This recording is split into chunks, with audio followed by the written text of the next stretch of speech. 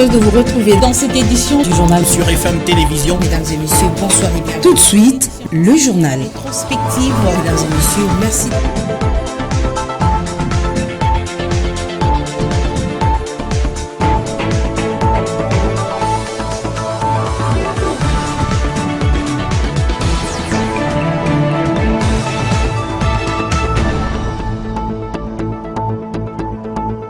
Merci de rester fidèle à la FM Télévision, mesdames et messieurs. Vous avez raison, c'est le meilleur choix.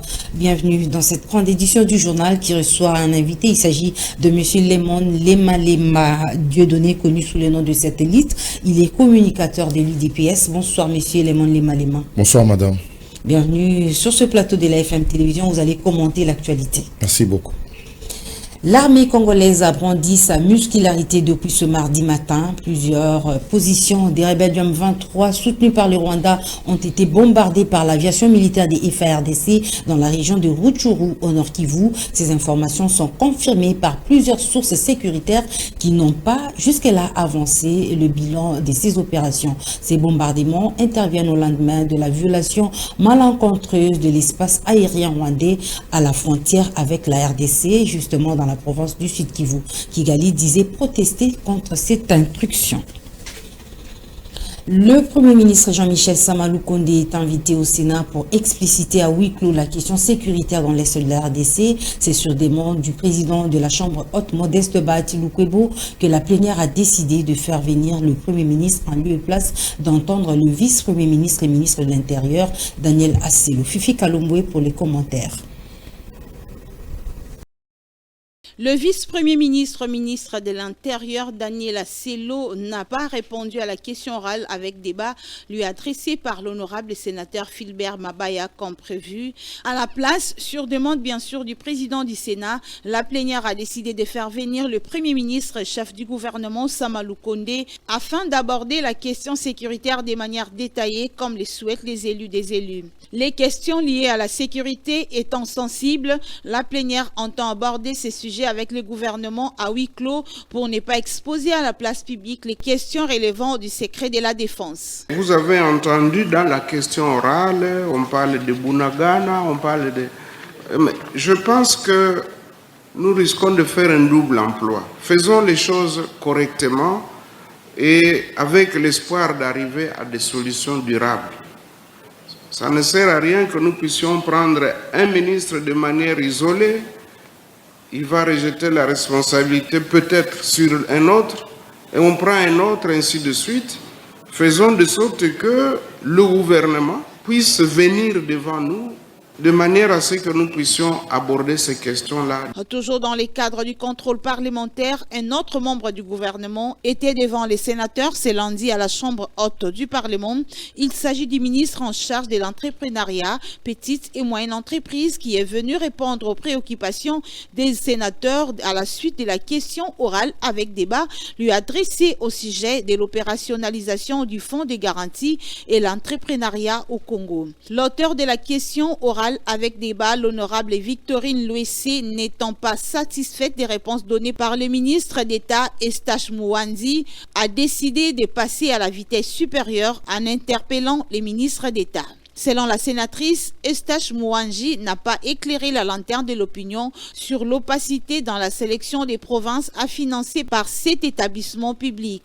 Elle reproche également au ministre d'avoir pris certaines décisions sous le coup du contrôle parlementaire.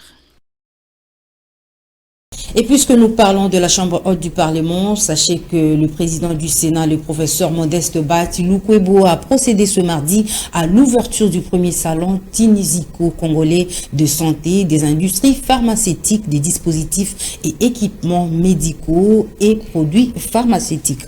Nous y reviendrons dans notre prochaine édition. Leur nombre ne fait qu'accroître. Ils sont au nombre de plus de 3000 jeunes volontaires qui ont décidé d'intégrer l'armée à l'appel du chef de l'État.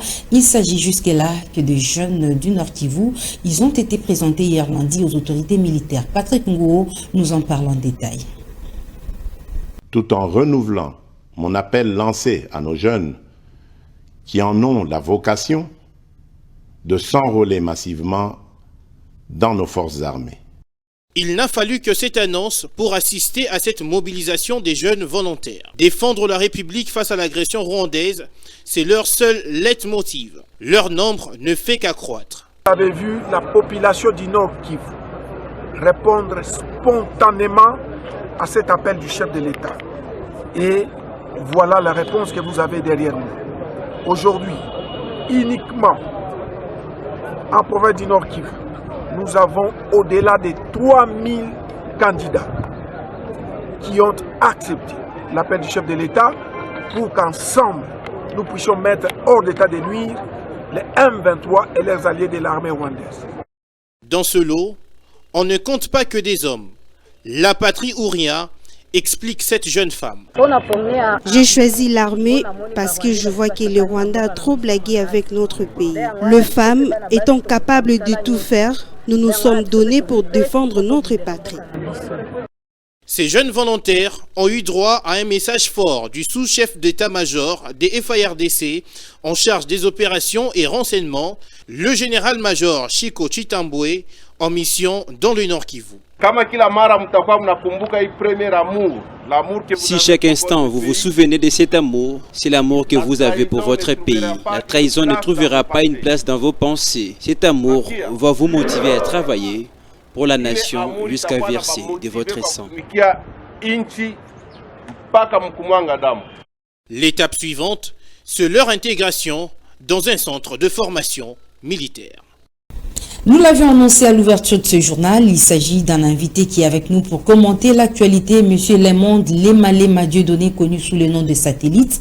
Je reviens à vous. Première question. Vous avez suivi deux commentaires précédemment. Il y a eu d'abord les bombardements des bastions des rebelles du M23 par les FARDC, mais également un élément sur l'enrôlement de jeunes au sein de l'armée congolaise. Ça vous inspire un commentaire? Merci beaucoup, madame, pour cette question. D'entrée déjà, je tiens d'abord à signaler que nous avons une armée forte. Vous l'avez très bien suivi aujourd'hui à partir des 14h, comment notre force armée de la République démocratique du Congo a procédé, n'est-ce pas, bien évidemment, par des zones occupées par les M23. Il a procédé par des tirs aériens. Je voudrais ici, n'est-ce pas, signaler aussi à la face du monde que nous sommes déjà en possession du Rutshuru centre suite à des attaques aériennes lancées par les forces armées de la République démocratique du Congo.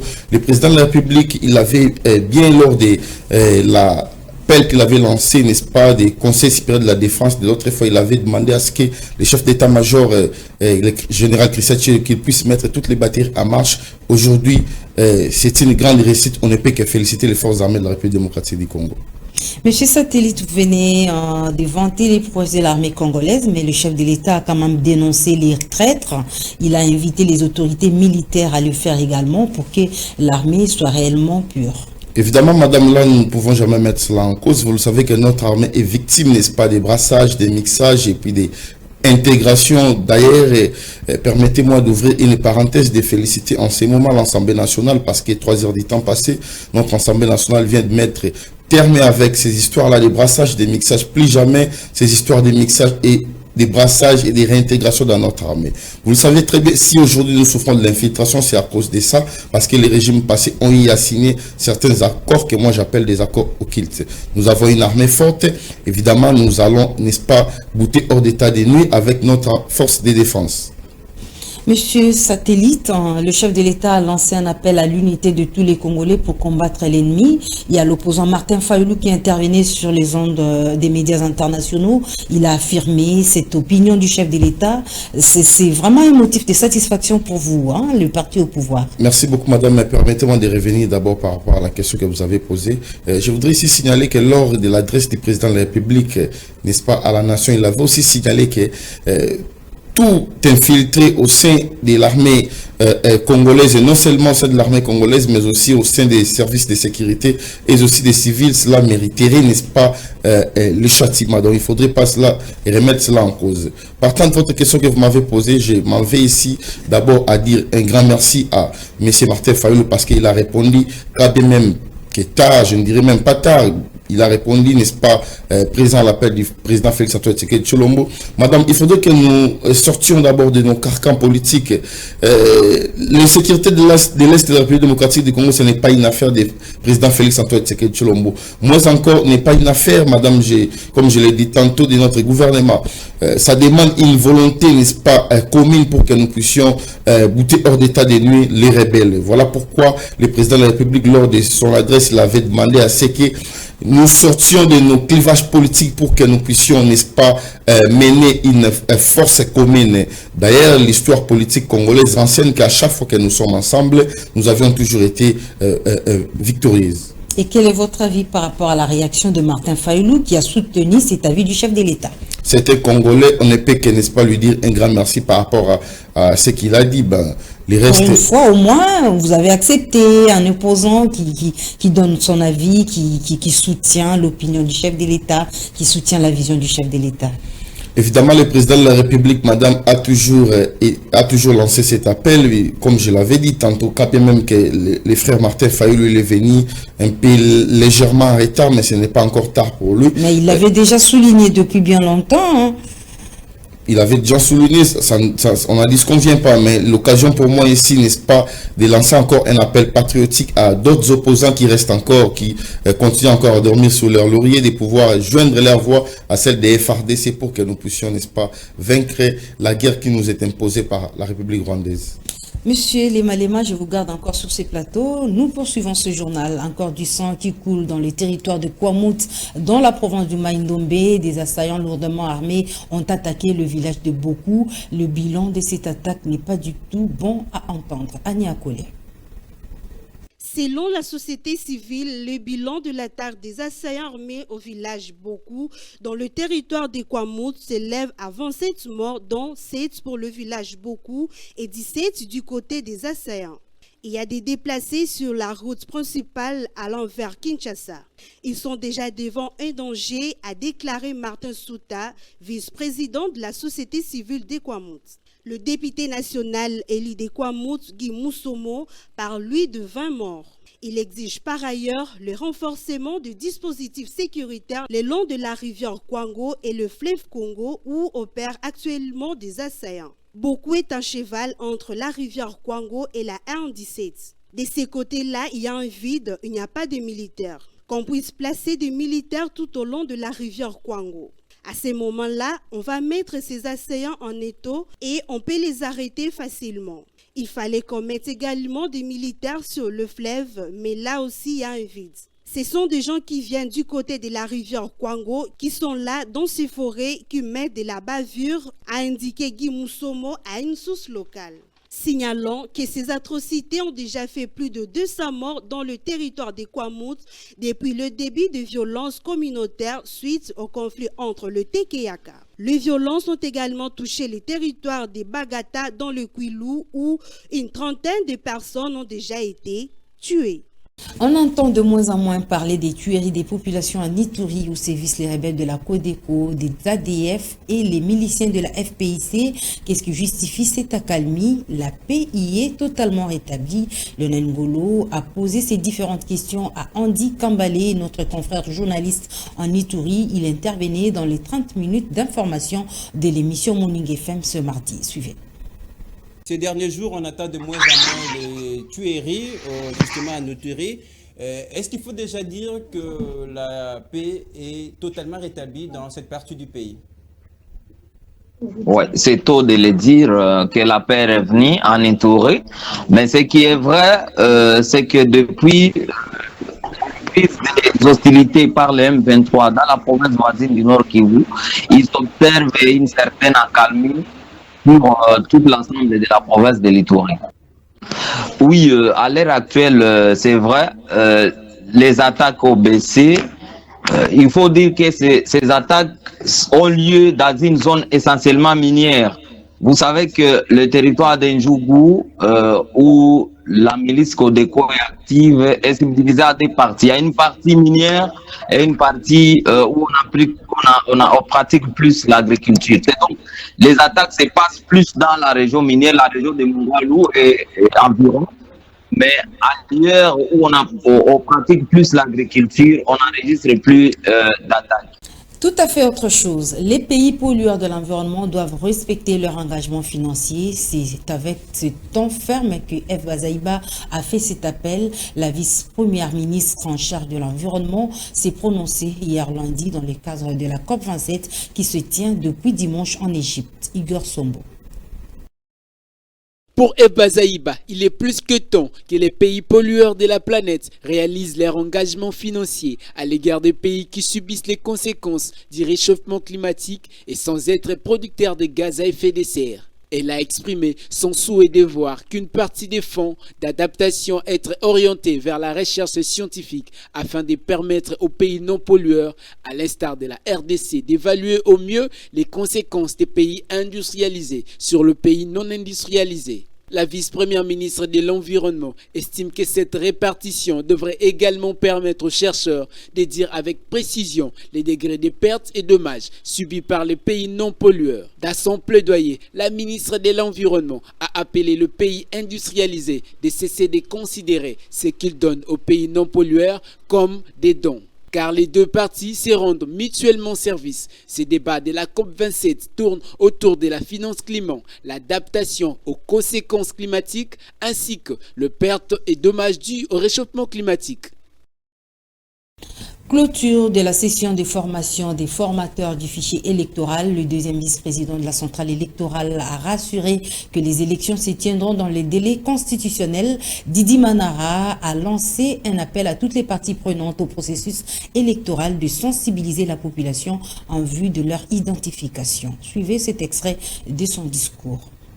Nous avons cette obligation constitutionnelle d'organiser ces élections dans le délai. Et nous sommes dans le bon. Vous avez entendu vous-même, le président de la CENI, Denis Kadima, a averti le peuple congolais en disant qu'en ce mois de novembre, il y aura la publication du calendrier électoral. Ceux-là qui s'attendaient à ce calendrier, alors que sous leurs yeux, ils avaient la feuille de route qui reprenait pratiquement l'essentiel du message qui devaient eux-mêmes scruter, eh bien, ils attendent le calendrier. Le calendrier sera là ce mois-ci. Et nous lancerons au mois de décembre l'opération d'enrôlement des électeurs. Donc ceux qui doutent encore de l'organisation des élections en décembre 2023, eh bien qu'ils attendent. Je ne fais que paraphraser le président Denis Kadima. Je n'ai plus beaucoup à dire, sinon vous féliciter également. Et la CENI a confiance en vous. Lorsque vous irez pour donner les mêmes leçons que vous venez de recevoir ici, que ce soit en province ou en territoire, pour ceux-là qui iront, nous sommes sûrs et certains que tout va très bien se passer. C'est en ce mot que je déclare clos la formation en cascade des formateurs pour l'enrôlement des électeurs. Poursuivons ce journal avec notre invité sur place, Monsieur Dieudonné Lemalema. Vous venez de suivre un reportage sur les attaques qui a eu lieu à beaucoup dans les territoires de Kwamut. Nous sommes là dans la province de Maïdombe. Vous avez un avis à émettre? Bien sûr, madame, nous avons un avis à émettre. D'abord, je tiens à décourager, n'est-ce pas, les infiltrés qui se trouvent à présent dans cette province que nous chérissons tant, la province de Maïdombe. Vous le savez très bien que le président de la République, Félix-Antoine Tshisekedi Tshilombo, avait bien évidemment souligné qu'il y a une main noire. Madame, il faudrait, n'est-ce pas, voir des choses claires telles qu'elles se présentent. Le peuple des Bandundu, c'est un peuple qui est caractérisé, n'est-ce pas, par la cohabitation. C'est un peuple pacifique de par ses origines. Mais ce qui se passe, c'est inadmissible. Nous félicitons l'armée congolaise, nous félicitons les services de défense de la République démocratique du Congo parce que je dois vous le dire qu'il y avait déjà un renfort qui se trouve sur place. Donc, dans quelques jours, cette situation sera bien évidemment maîtrisée. Monsieur Dieudonné Lemalema, je reviens à vous. L'actualité, c'est également la tenue de la COP27 en Égypte. Et Bazaïba a exigé aux pays pollueurs de respecter leurs engagements financiers. Qu'en dites-vous? Merci beaucoup, madame, pour cette question. D'entrée des jeux, je tiens d'abord à signaler que le président de la République n'est pas présent en ces moments au niveau de l'Égypte. Il est valablement représenté par le Premier ministre Jean-Michel Chamalo-Konde et puis le ministre de l'Environnement, madame Eve Bazaïba. Vous le savez très bien que les assises, n'est-ce pas, préparatoires du COP 27 étaient tenues ici en République démocratique du Congo pour la première fois dans notre histoire politique. Madame, il y a des pays pollueurs, n'est-ce pas, qui ne cessent de polluer, mais à contrepartie, ils ne doivent pas ce qu'il faut en République démocratique du Congo. Tout à fait, surtout que la RDC est un pays solution au problème des réchauffements climatiques à travers le monde. Évidemment, nous sommes un pays solution, madame. Je m'en vais d'abord à dire que non. Vous le savez très bien que lors des assises, n'est-ce pas, préparatoires des COP 27 qui se tient en ces instants en Égypte, notre ministre de l'Environnement avait bel et bien soulevé la question selon laquelle il faudrait que la communauté internationale puisse, n'est-ce pas, changer, n'est-ce pas, cette appellation d'aide au développement pour le climat. Il faudrait que nous puissions basculer vers un partenariat gagnant-gagnant. Sans la République démocratique du Congo, aujourd'hui, le monde sérénile. Nous avons des forêts auxquelles il faudrait que nous puissions, n'est-ce pas, exploiter pour que cela puisse être bénéfique, et non seulement pour nous, mais pour nos progénités. Mais ils nous imposent à pouvoir ne pas exploiter nos forêts. À contrepartie, il faudrait que cela puisse être, n'est-ce pas, compassé. Mais par voie de conséquence, vous allez comprendre que non, l'argent qu'on donne à la République démocratique du Congo, ce n'est pas l'argent qu'il faut. Voilà pourquoi nous en appelons à la communauté internationale de pouvoir, n'est-ce pas, respecter ses engagements, car la République démocratique du Congo tient encore la clé du développement du monde. Monsieur Lema, vous avez également suivi le deuxième vice-président de la CENI qui a affirmé que les élections se tiendront dans le délai constitutionnel. Évidemment, lorsqu'on disait d'aucuns ne nous croyez pas, madame, je dois vous le dire que non, nous avons, n'est-ce pas, une obligation légale en même temps constitutionnelle. Le président de la République, Félix-Antoine Tshisekedi Tshilombo, avait bien et bien dit qu'il organisera des élections, et non seulement dans les délais qu'il faut, mais des bonnes élections, des élections crédibles, transparentes et apaisées.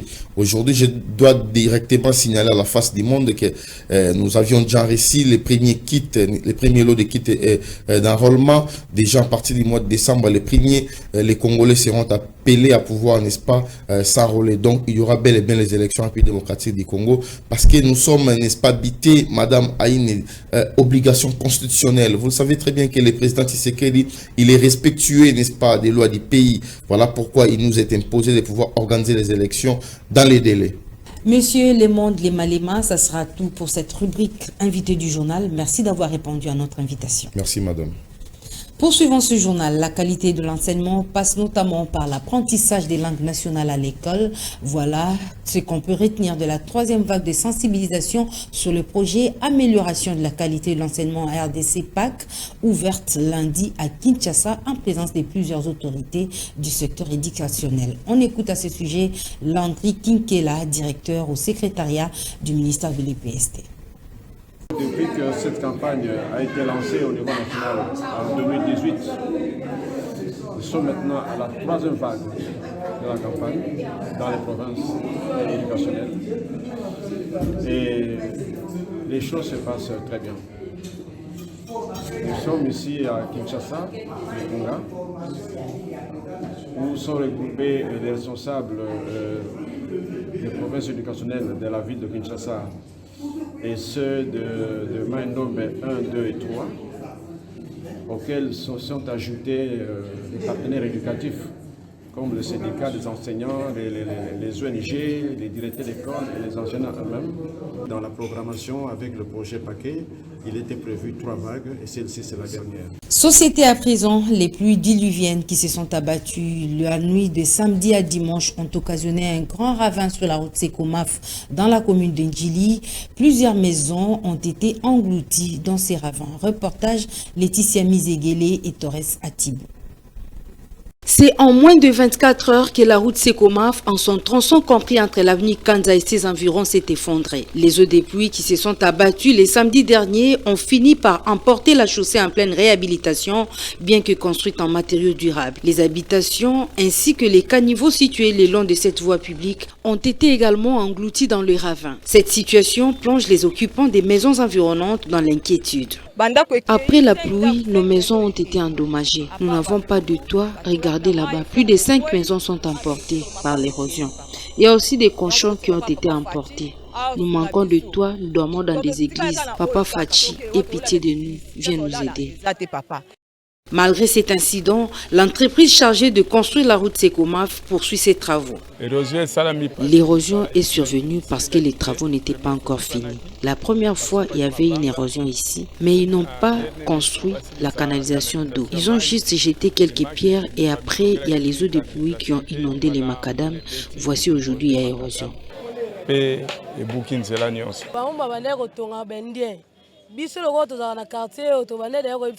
Nous habitons ce quartier. Nous leur avons bien dit de laisser le mur qui était là-bas parce que c'est une barrière contre les eaux de pluie. Ils avaient refusé. Et maintenant qu'ils ont construit juste un petit caniveau,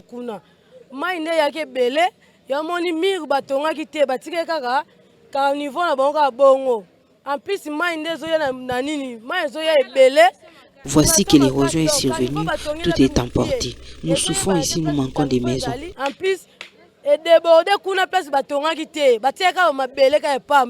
La route Sekomaf qui part du quartier 1 dans la commune d'Ndjili relie la ville de Kinshasa à la province du Congo central. Elle constitue également l'une des voies essentielles pour le trafic des produits alimentaires entre les deux provinces précitées. Sa construction nécessite l'application des normes architecturales requises pour prévenir les vies humaines et les dégâts matériels.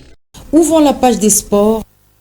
Abus sexuels dans les milieux de football en République démocratique du Congo, l'association des dirigeants des clubs du Congo est sortie de son silence pour condamner ces abus sur les athlètes congolais. La DEFCO a annoncé tout son soutien aux enquêtes en cours afin de sanctionner les coupables. Suivez. La communication va consister à l'attitude qu'a décidé d'adopter notre association, la DEFCO. Concrètement, la DEFCO condamne également ces actes pour la simple raison que ces actes sont contraires aux valeurs que nous véhiculons dans le football. La DEFCO, vous le savez, c'est un ensemble de dirigeants des clubs. Au-delà du football, au-delà des performances sportives qui sont notre quête, il y a l'encadrement de la jeunesse. Ce sont des jeunes gens que nous recevons, pour la plupart mineurs, nous les encadrons, nous les formons pour devenir adultes et servir notre société. Et en aucun cas, nous, dirigeants des clubs, ne pouvons tolérer des abus sur ces enfants que nous encadrons. C'est pourquoi la position de la DEFCO est d'abord de condamner. Et deuxièmement, la DEFCO appuie et soutient la commission d'enquête mise sur pied par la FECOFA. Au sein de la DEFCO, nous avons décidé de soutenir cette commission pour que vérité puisse apparaître, que les responsabilités soient établies. C'est pourquoi, en troisième position, la DEFCO a décidé de collaborer avec cette commission. Mesdames et messieurs, c'en est fini pour cette grande édition du journal sur la FM Télévision. Merci de l'avoir suivi. Excellente suite de programmes sur nos antennes.